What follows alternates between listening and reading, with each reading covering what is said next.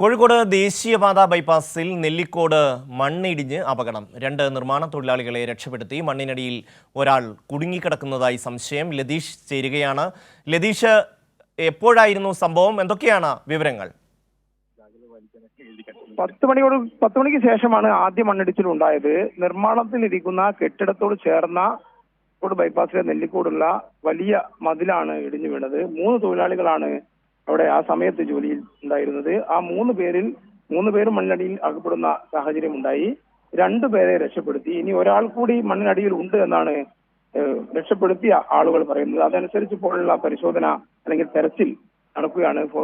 Fire force സംവിധാനങ്ങൾ വെള്ളിമാട് കുന്നും എത്തിയിട്ടുണ്ട്. പോലീസും സ്ഥലത്ത് എത്തിയിട്ടുണ്ട്. തെരച്ചിൽ ഇപ്പോഴും പുരോഗമിക്കുകയാണ്.